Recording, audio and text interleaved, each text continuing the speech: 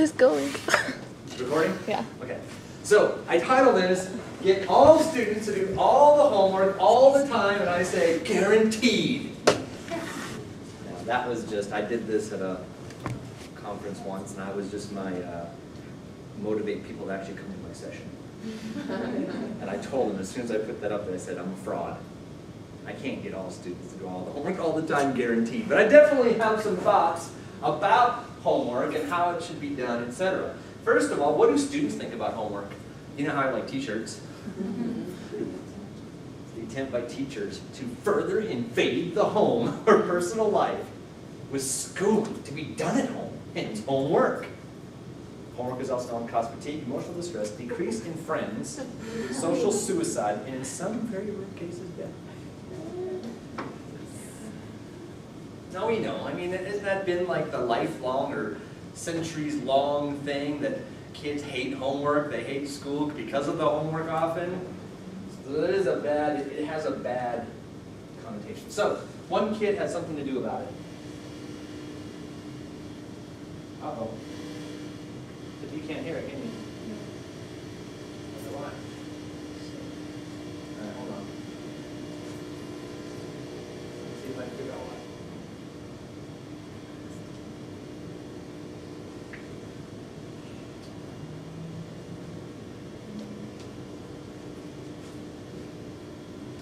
Problem solving. It's not a computer. I hear it buzzing. Oh, maybe the computer is muted or something. Oh, look at that.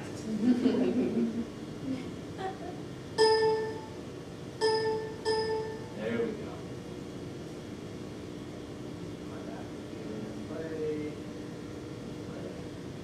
go. Okay. The belief that kids need homework.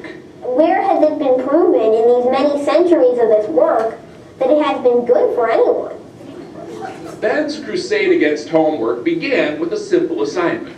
For English class here at New Lane Elementary in Selden, New York, Ben had to write an essay about something he was passionate about. And since Ben hates homework, Homework is assigned to students like me without our permission. Thus, homework is slavery. Slavery was abolished with the passing of the 13th Amendment to the U.S. Constitution, so every school in America has been illegally run for the past 143 years. on a whim, Ben sent a copy of his essay to the New York Daily News. And I got like this humongous section of the op-ed page. It then circulated on the internet. Ben started doing talk shows, and an agitator was born. As I said, school should stay at school. When it is brought home in a backpack, it causes problems. For teachers and school administrators, Ben's whole argument borders on blasphemy. Certainly most would dismiss it as wishful propaganda, if not for the simple fact that the kid may be right. He's really onto something here. Nancy Kalish is co-author of a book called The Case Against Homework. As he pointed out, there is almost zero correlation between homework and any type of achievement in elementary school. Nancy says Ben clearly did his homework, so to speak. Kids who do 60 to 90 minutes of homework in middle school and over 2 hours in high school actually score worse than average on standardized tests. Ben is now so fired up about this. I have a petition, and I'm going to try to get a law abolishing homework. So far, he says, just about everybody's been supportive. Where do I sign? Except his principal. You know, a famous historian once said, I may not agree with what you say, but I'll defend to the death your right to say it. Do you know who that was? I believe it was Patrick Henry. I could be wrong. I learned that in homework a long time ago and I forgot it. Ben says she just proved his point right there. If you're going to do homework and then forget what it is, then why even do it? Great. Now he's probably got homework and detention. It's an interesting thought. Not that it would deter him anyway. To paraphrase what Patrick Henry actually said, give Ben liberty from homework or give him extra credit, at least. So cute, that kid. Yeah, he's adorable. So I think he's got a future in politics. Oh, don't you definitely. think? Well, he's got two things he's considering. One is president, the other is game show host. And I told him if he can figure out the difference to let me know. Okay. Now, cute kid, but as they said in the story, he has a point. if you look at the research, there's research that indicates that doing homework doesn't actually lead to any kind of achievement. Isn't that interesting? I'm going to share some of that with you right now.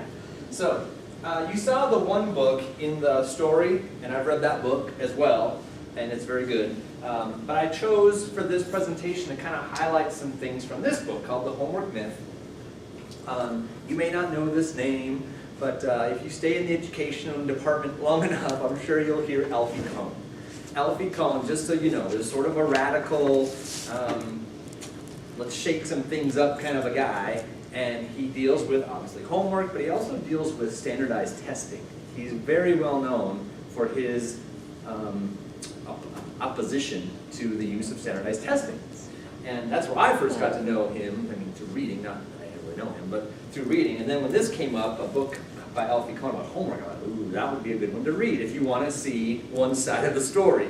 And so what I'm going to share with you today is a lot that came from Alfie Kohn, and I will first share. What studies find over and over again is the more you reward students for doing something, the more they tend to lose interest in whatever they had to do to get the reward. No wonder the research finds consistently that students trying to get A's tend to be less interested in learning as a result of that fact. It's not just a curiosity about grades per se. It's part of a larger phenomenon of failing to understand motivation. Are there some kids who are motivated by grades? Oh yes, and more's the pity. That's not a learning style to be accommodated, that's a problem to be solved. Because the more students are focused, for whatever reason, usually because of the way they've been socialized by schools and parents, the more they're motivated to get good grades, the more the depth of their thinking, the preference for challenge, and the interest in learning tend to suffer. Now, all I want to do, as I say, I'm going to share some things, maybe to get you to think. And what I want you to realize is that we have, because of our experiences, we have ways in which homework was done to us. And it was done to us in some cases in very great intent, but was it based on research? Was it based on best practices? Or was it just based on what we've always done? Well, Alfie Kohn, of course, would say, the only reason we do it is that's the way it's always been done. And so when you look into his book, he says things like this.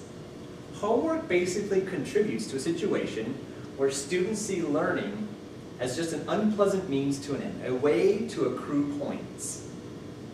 Now, I can tell you in 24 years of teaching, so many students, the only reason they do anything is because it might be worth points.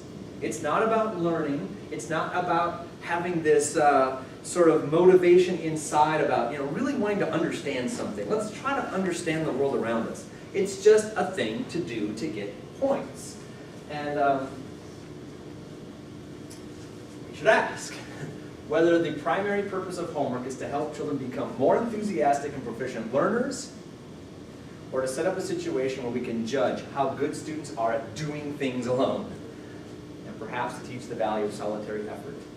So this is really getting me to think, to be quite honest. In my teaching practice, this initial phrase here, the primary purpose of homework is to help children become more enthusiastic and proficient learners. So, Lacey, when you guys were talking, that's kind of why I asked you your question. You were saying about, homework was fun when I knew what I was doing. I could sit there and do the homework because it felt good that I knew what I was doing, and I understand that. And then my question to you was, but what did it mean in terms of you becoming a learner? Did you learn any more by doing more homework or less homework? Maybe not, And so we have to kind of look at this thing. What are we here for? Are we here for, really challenging and learning, or are we here about just encourage them to go home and do something by themselves and get it done?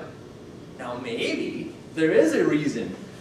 Preparation for college, preparation for work, these kinds of things. Maybe there is a reason to train students to learn how to just go and get things done. But we'll get to that a bit later. As a rule, the point of homework generally isn't to learn, much less to derive real pleasure from learning. It's just something to be finished. Now this might be said from the point of view of a student. Does a student look at homework as an opportunity to learn, or does a student look at homework as just something I got to do? And until it's finished, it looms large in conversations, an unwelcome guest at the table every night. Now, those of you with children like me, you know it darn well. Let's see if I'm right about this. Kids come home from school. One of the first things you ask them is, Do you have any homework? any homework? And be honest. If they say no, what's your feeling inside? Yes. My feeling is, yes. You know why? Because I don't have to fight it. And with my kids, I've had to fight it over the years. I've had to, you gotta get your homework done. I don't want to do my work, but you gotta do your homework. And the home at night becomes very tension-filled, struggle-like environment. When I get home from work, and my kids come home from school, I just want to hang out with them and be with them and do things with them. I don't want to fight them. And so, honestly, the homework thing has been more about, you got to get it done, hurry up and get it done. What are you learning? I don't care, just get it done. And we've had fights at my house over the years about getting the dang homework done. And so, just to be aware, We are discouraged from asking whether an adult's specific academic goals and priorities or a given homework assignment is of any value. That doesn't matter. The task is to get students to summon the will to do whatever they're assigned. To summon the will to do whatever they're assigned. It's not something that they look forward to. It's not something like they can really understand the purpose of it, that, I'm really going to learn more from this and become this enthusiastic and proficient learner. It's just summon the will to get it done.